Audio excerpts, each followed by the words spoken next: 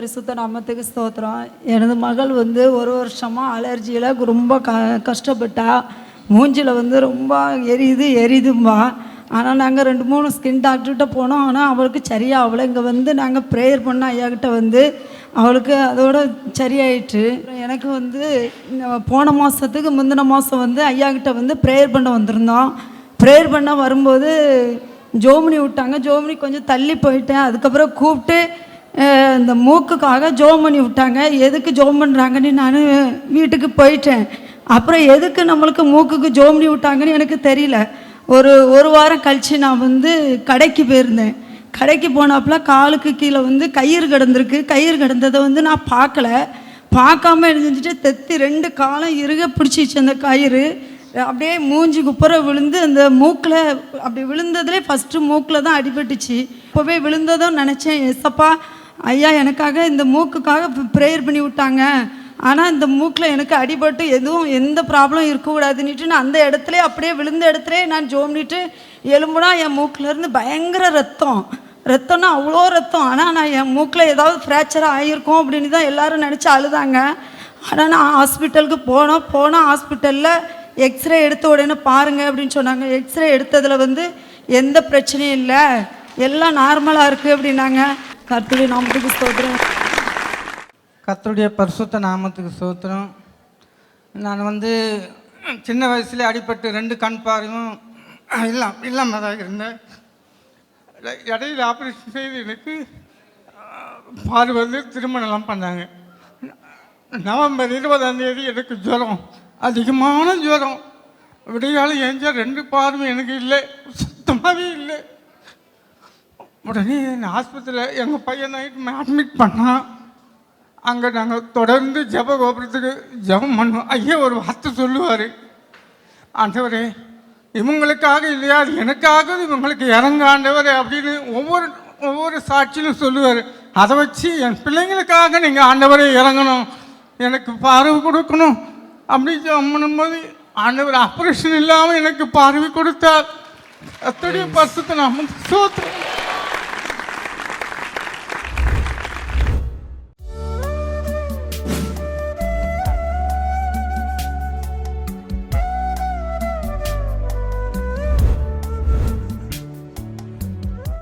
கிறிஸ்துவுக்குள் மிகவும் பிரியமான எனதருமை சகோதர சகோதரிகளே, நம்மை சிருஷ்டித்தவரும் நம்மை உண்டாக்கினவரும் நம்மை ஒருபோதும் மறந்து போகாதவருமாகிய இயேசு கிறிஸ்துவின் ஏற்ற நாமத்தினாலே உங்கள் எல்லாரையும் வாழ்த்தி ஆசீர்வதிக்கிறேன். அல்லேலூயா. எல்லாரும் சந்தோஷமா இருக்கீங்களா? இப்பொழுது நாம் யாவரும் இணைந்து ஆண்டவருடைய வார்த்தைக்கு நேராக கடந்து செல்ல போகிறோம். இன்னைக்கு மகிமையான காரியங்கள் உங்கள் குடும்பத்திலையும் உங்களுடைய வாழ்க்கையிலும் இன்றைக்கு வசனத்தை கேட்டுட்டு இருக்கும் பொழுது நடக்க போகிறது. எனவே எல்லாரும் விசுவாசத்தோடு எடுத்து சங்கீதம் 126 1 முதல் 3 வரைக்கும் உள்ள வசனங்களை படியாய் சொல்லுகிறது. எடுத்து வாசிப்போமா? சீயோனின் சிறையிருப்பை கர்த்தர் திருப்பும் சீயோனின் சிறையிருப்பை கர்த்தர் திருப்பும் பொழுது சொப்பனம் காண்கிறவர்கள் போல் இருந்தோம். சொப்பனம் காண்கிறவர்கள் போல் இருந்தோமா? அப்பொழுது நம்முடைய வாய் நகைப்பினாலும் நம்முடைய நாவு ஆனந்த சத்தத்தினாலும் நிறைந்திருந்தது. அப்பொழுது கர்த்தர் இவர்களுக்கு பெரிய காரியங்களை செய்தார் என்று புறஜாதிகளுக்குள்ளே சொல்லிக் கொண்டார்கள். புறஜாதி ஜனங்கள் எல்லாம் பேசிக் கொண்டார்கள். கர்த்தர் நமக்கு பெரிய காரியங்களை செய்தார். இது நிமித்தம் நாம் மகிழ்ந்திருக்கிறோம். கர்த்தர் நமக்கு பெரிய காரியங்களை செய்திருக்கிறார். இதன் நிமித்தம் நாம் மகிழ்ந்திருக்கிறோம். முதல் தீர்க்க தரிசனம் ஆண்டவர் சொல்லுகிறார், உங்கள் வாழ்க்கையிலே பெரிய பெரிய காரியங்களை கர்த்தர் செய்ய போகிறார். பெரிய கடன்களை அனுபவித்த உனக்கு எல்லா பெரிய கடன்களை அடைக்க பெரிய மதங்களாகிய வருமானத்தை கர்த்தர் திறக்க போகிறார். பெரிய நஷ்டத்தை இழப்புகளை சந்தித்த உனக்கு இனி பெரிய லாபங்களை அறுவடை செய்கிற கிருபையை தருவார். பெரிய அவமானத்தை சந்தித்த உனக்கு இனி பெரிய பெரிய பெயரையும் புகழையும் நீ வாங்கக்கூடிய அளவுக்கு கர்த்தர் இன்றைக்கு உன் மேல மகிமையா இறங்கி விட்டார். உனக்கே தெரியாம உனக்குள்ள ஆண்டவர் இறங்கி விட்டார். இனி அவர்தான் உனக்குள்ள இருந்து செயல்படுவார். இனி வாழ்கிறது நான் அல்ல, கிறிஸ்துவே எனக்குள்ளே பிழைத்திருக்கிறார் என்று நீங்கள் சொல்லத்தக்கதாக கிறிஸ்துவனுடைய வாசனை உங்களிடத்தில் இருந்து வரும். கிறிஸ்துவனுடைய செயல்பாடு உங்களிடத்திலிருந்து வரும். அப்பொழுது என்ன நடக்கும்? சிறையிருப்புகள் மாறும். இந்த வசனம் சொல்லுகிறது, சீயோனின் சிறையிருப்பை கர்த்தர் திருப்பும் பொழுது சொப்பனம் காண்கிறவர்களைப் போல இருந்தோம். இன்றைக்கு உன்னுடைய சிறையிருப்புகளை கர்த்தர் சொப்பனம் காண்டு விழிக்கிறதுக்குள்ளால அதையெல்லாம் கலைந்து போகிறது போல உன்னுடைய சிறையிருப்புகளை கலைந்து போக பண்ணுவார். ஒருவேளை உண்மையிலேயே உன் பிள்ளை ஏதோ தப்பு பண்ணி ஜெயிலில் இருக்கலாம், அந்த சிறையிருப்பை கர்த்தர் மாற்றுவார். ஒருவேளை மாந்திரீக கட்டுகள் என்கிற சிறையிருப்பில் நீ இருக்கலாம், செய்வினை கட்டுகள் என்கிற சிறையிருப்பில் இருந்து கொண்டு உன்னுடைய ஆசீர்வாதங்களை எல்லாம் நீ துரைத்து கொண்டிருக்கலாம். கடன் என்கிற சிறையிருப்பில் இருக்கலாம், வியாதி என்கிற சிறையிருப்பில் இருக்கலாம். இன்றைக்கு அந்த சிறையிருப்பில் இருந்து உன்னை வெளியே கொண்டு வருவதற்கு ஆண்டவர் பல மணி நேரமோ பல நாட்களையோ எடுப்பதில்லை. இந்த வசனம் சொல்லுகிறது, சீயோனின் சிறையிருப்பை கர்த்தர் திருப்பும் பொழுது சொப்பனம் காண்கிறவர்கள் போல இருப்போமாம். சொப்பனம்னா மணிக்கூர் கணக்காக ஓடாது. மணிக்கூர் கணக்காக ஓடனா அது சீரியல்னு சொல்லுவாங்க. சொப்பனை வந்து some seconds or some minutes, மிஞ்சி போனால் 5 நிமிஷம் ஓடிச்சுன்னா பெரிய ரீல் தான் அந்த சொப்பனம். 5 நிமிஷம் ஓடுறது பெரிய விஷயம். அப்போ பாருங்க, சொப்பனைனாலே டக்குன்னு போயிடும், உடனே கண் விழித்து விடுவான். தூங்குகிற நேரத்தில் சொப்பனம் வந்தால் டக்குன்னு முழிச்சிருவான். அதே போல அந்த தூக்கம் கலைந்து போய்விடும். சொப்பனம் பார்த்துனா தூக்கம் கலைந்து போய்விடும். அதன் பிறகு அவன் மறுபடியும் தூங்க போக வேண்டும். அதே போல இன்றைக்கு உன்னுடைய சிறையிருப்புகளை கர்த்தர் திருப்பும் பொழுது உன்னுடைய சிறையிருப்புகள் கலைந்து எப்படி போகுமாம்? சொப்பனம் காண்கிறவர்களைப் போல அந்த சிறையிருப்பு இன்றைக்கு கலைந்து போகும். அப்படியே மேகங்கள் கலைந்து போகிறதை நீங்கள் பார்த்திருக்கிறீர்கள். அதே போல உடைய சொப்பனங்கள் கலைந்து போகும். உனக்கு விரோதமாய் செய்யப்பட்ட மாந்திரிக வல்லமைகளை கர்த்தர் கலைத்து போடுகிறார், அதை சிதைத்து போடுகிறார். இயேசுவின் இரத்தத்தை அதன் மேலே ஊற்றுகிறார். அது எந்த இடத்துல வச்சு அவங்க மந்திரவாதம் பண்ணினாலும் சரி, எத்தனை பேர் கூடி சேர்ந்து பண்ணினாலும் சரி, அவைகள் ஒன்றும் இனி உன்னை சேதப்படுத்துவதில்லை. கடந்த நாட்களிலே சேதம் வந்தது, அதை நிமித்தம் நீ துடித்தாய். உன்னுடைய கை விளங்கலை, கால் விளங்கலை. நல்லா பேசிட்டு இருந்த மனுஷனால பேச முடியல, நடந்துட்டு இருந்த மனுஷனால நடக்க முடியல. ஏதோ ஒரு காரியம் உன்னுடைய வாழ்க்கையில சிறையிருப்பு இருந்ததுன்னா அந்த சிறையிருப்பை கர்த்தர் திருப்புவார்.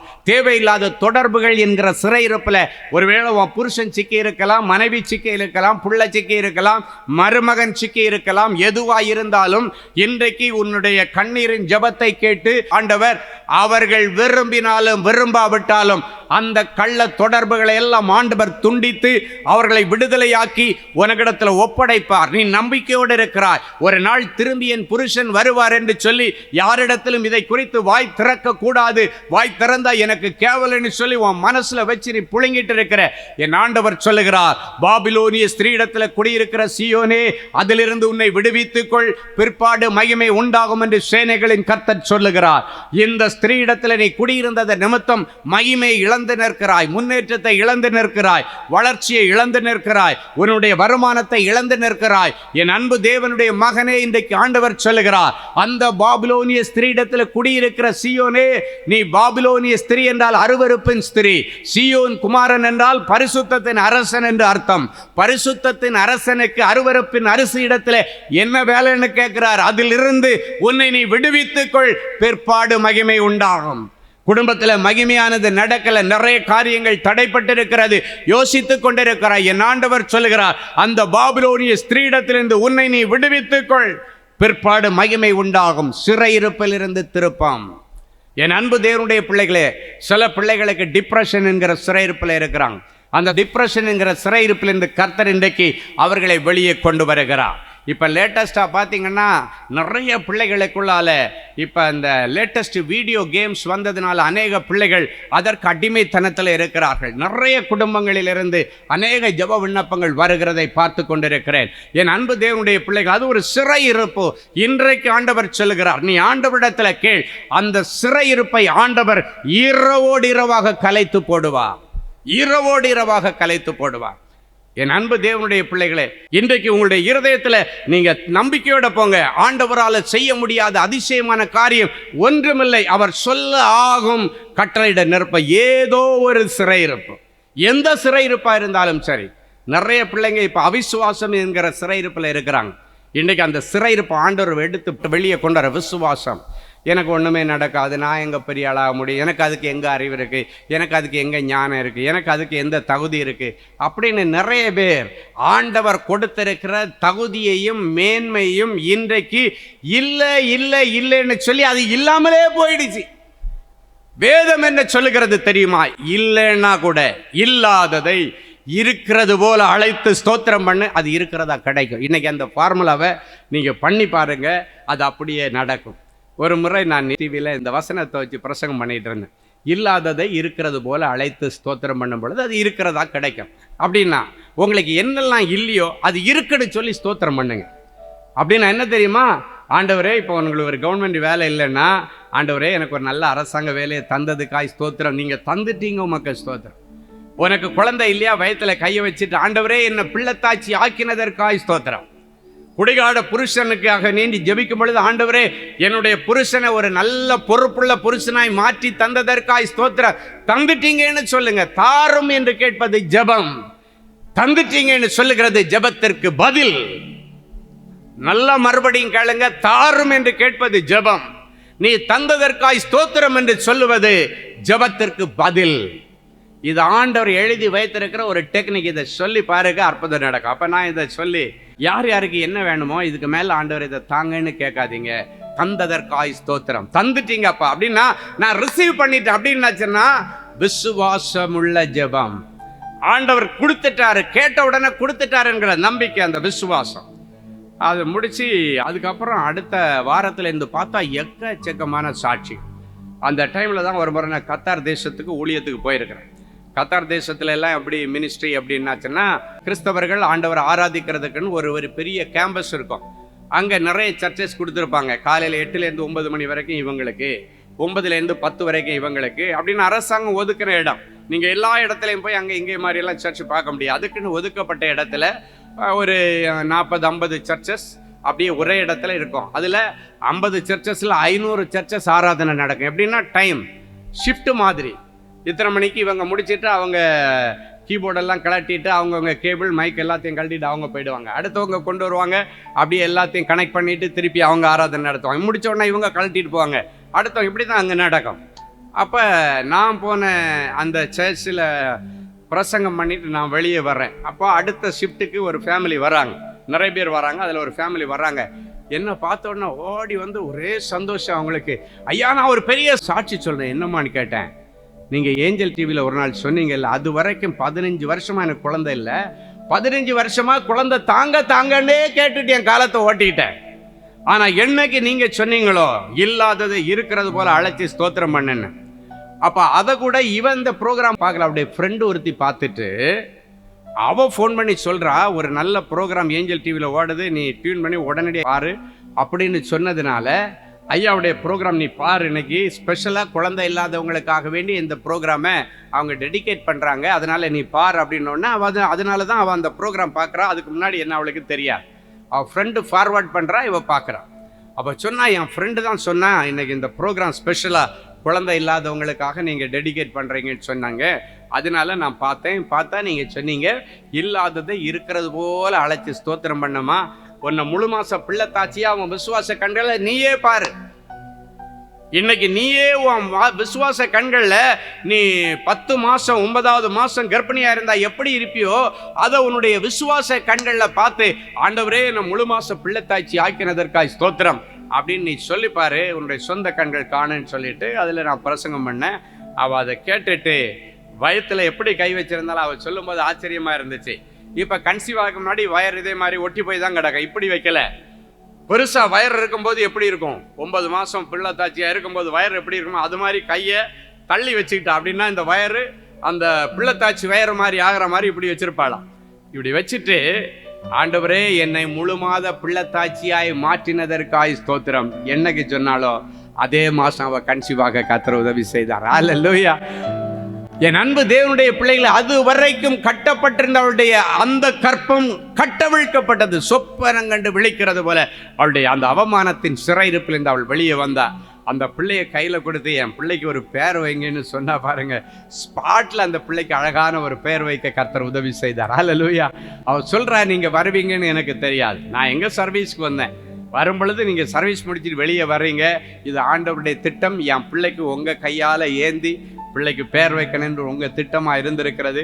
எப்படி அந்த ஆலயத்தின் வெளியே நின்று இயேசு கிறிஸ்துவோடைய பெற்றோர்கள் சுமந்து கொண்டு வரும் பொழுது சிமியோன் என்கிற வயதான பெரியவர், என் இரட்சணியத்தை என் கண்கள் கண்டது என்று சொல்லி பார்த்து ஸ்தோத்திரம் பண்ணி ஆண்டவருக்கு அதே போல் அந்த ஆலய வளாகத்தில் நின்று ஸ்தோத்திரம் பண்ண கர்த்தர் உதவி செய்தார். இன்றைக்கு உன்னுடைய சிறையிருப்பு என்ன? எந்த சிறையிருப்பில் நீ சிக்கி இருக்கிறாய்? அந்த சிறையிருப்பில் இந்த கர்த்தர் இன்றைக்கு கண்டிப்பாக உன்னை விடுதலையாக்குவார். அது எப்பேற்பட்ட சிறையிருப்பா இருந்தாலும் இன்றைக்கு உனக்கு விடுதலை. ஹல்லேலூயா. இந்த ஏழை கூப்பிட்டான்.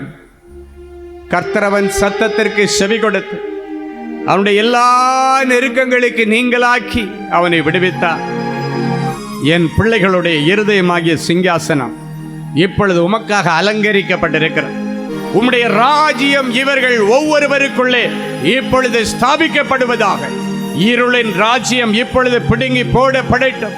பிசாசனுடைய ராஜ்யம் பிடுங்கி போடப்படட்டும்.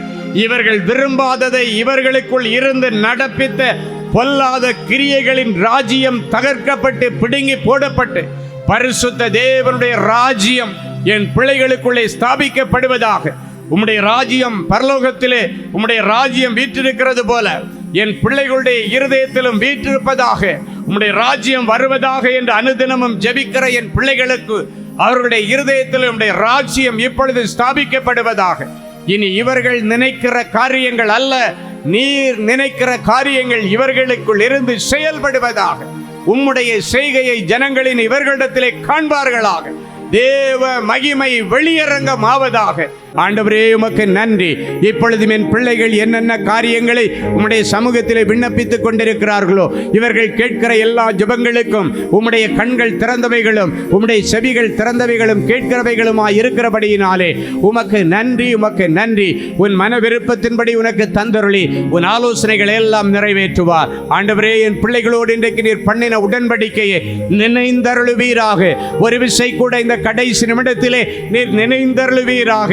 எந்த ஜாதிகளிடத்திலும் செய்யப்படாத அதிசயங்களை என் பிள்ளைகளுக்கு செய்வேன்னு சொன்னீங்க. ஆண்டவரே அதிசயம் இப்பொழுது நடக்கட்டும், அற்புதம் நடக்கட்டும். ஆண்டவரே இவருடைய சரீரத்தில் உள்ள கிட்னி பிரச்சனைகள் மறைவதாக. கிட்னி ஃபெயிலியரான கிட்னியை புதுசா மாற்றித்தாங்க. டயாலிசிஸுக்கு முடிவு வருவதாக. லங்ஸ் ஃபெயிலியர் ஆயிடுச்சு. ஆண்டவர் புதிய லங்ஸை பொருத்துவீராக.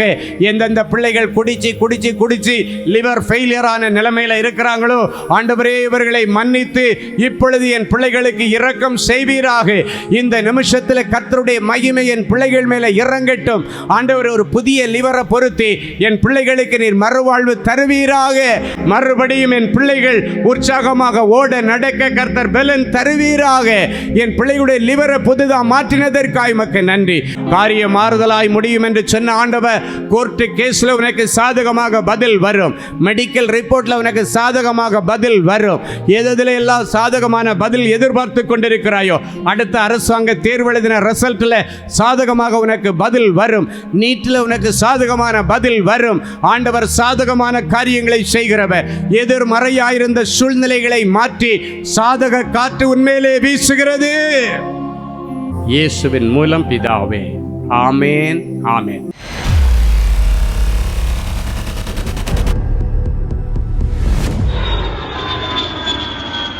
தேவனின் அன்பு ஊழியங்கள் நடத்தும் இஸ்ரேல் தேச புனித பயணம்.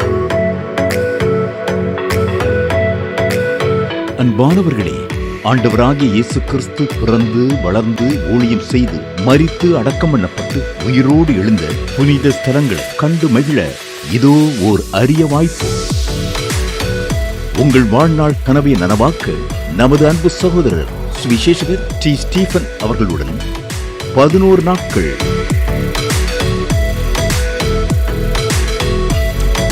எகிப்து,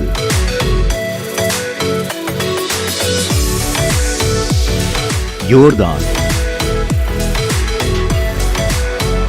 பாலஸ்தீனம், இஸ்ரேல் தேசங்களுக்கான புனித பயணம். 2025 ஆண்டிற்கான இந்த புனித பயணமானது வருகிற மே மாதம் 19ஆம் தேதி முதல் 29ஆம் தேதி முடிய 11 நாட்கள் நடைபெறுகிறது. இது ஒரு சாதாரண சுற்றுலா அனுபவம் அல்ல. இயேசு கிறிஸ்துவின் பாதங்கள் பதிந்த இடங்களில் உங்களுடைய பாதங்களும் பதியும்படிக்கு அவருடைய கரங்களை பிடித்து நடக்கிற ஓர் உன்னத அனுபவம். மேலும் விவரங்களுக்கு தொடர்பு கொள்ள செல்போன் எண்கள் 7299479999 மற்றும் 9841437375 999. Email exodusholytools@gmail.com.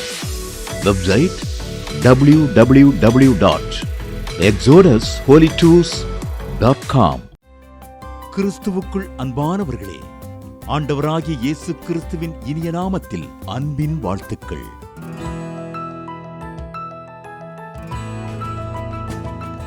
எங்களுடைய மார்வெல் திருமண தகவல் மையத்தை ஆன்லைன் சேவை மூலம் உங்களுக்கு அறிமுகப்படுத்துவதில் நாங்கள் மிகுந்த மகிழ்ச்சி அடைகிறோம். எங்களது மார்வெல் திருமண மையம் கிறிஸ்தவ குடும்பத்தில் திருமணத்திற்கு ஆயத்தமாயிருப்பவர்கள் தங்களுக்கு ஏற்ற வாழ்க்கை துணையை தேர்ந்தெடுக்க சிறந்த திருமண சேவை மையமாக இருக்கிறது. மேலும் மார்வெல் திருமண தகவல் மையத்தில் நீங்கள் பதிவு செய்வதற்கு எங்களது இணையதள முகவரி www.marvelmatrimony.com மற்றும் அலைபேசி எண் 7824855999 என்ற எண்ணிற்கு தொடர்பு கொள்ளலாம். சென்னை, நாகர்கோவில் மற்றும் மும்பை நகரில் உள்ளவர்கள் பதிவு செய்ய விரும்பினால் கீழ்கண்ட விலாசங்களில் உள்ள எங்களது அலுவலகங்களோடு தொடர்பு கொள்ளலாம். Email info@marvelmatrimony.com. ஆண்டவர் தாமே உங்களை அளவில்லாமல் ஆசீர்வதிப்பாராக. அன்பு தேவனுடைய பிள்ளைகளே, இந்நிகழ்ச்சியின் மூலம் நீங்கள் பெற்றுக்கொண்ட ஆசீர்வாதங்களையும் உங்கள் ஜெப விண்ணப்பங்களையும் அனுப்ப வேண்டிய முகவரி தேவனின் அன்பு ஊழியங்கள், எண் 340B பார் 1A 3B1 Vinayak avenue, OMR road, Okkiyam, Thoraipakkam, Chennai 600097. இது இந்தியன் ஆயில் பெட்ரோல் பங்க் எதிரில் அமைந்துள்ளது மற்றும் காக்னிசன்ட் டெக்னாலஜி சொல்யூஷன்ஸ் அருகிலும் அமைந்துள்ளது. மின்னஞ்சல் prayer@godsloveministries.co.in. எங்களது இணையதளம் www.godsloveministries.co.in. மேலும் 24 மணி நேர ஜெப உதவிக்கு 04454547999 மற்றும் 9941950999 என்ற எண்களுக்கு தொடர்பு கொள்ளுங்கள். கர்த்தர் தாமே உங்களை ஆசீர்வதிப்பாராக.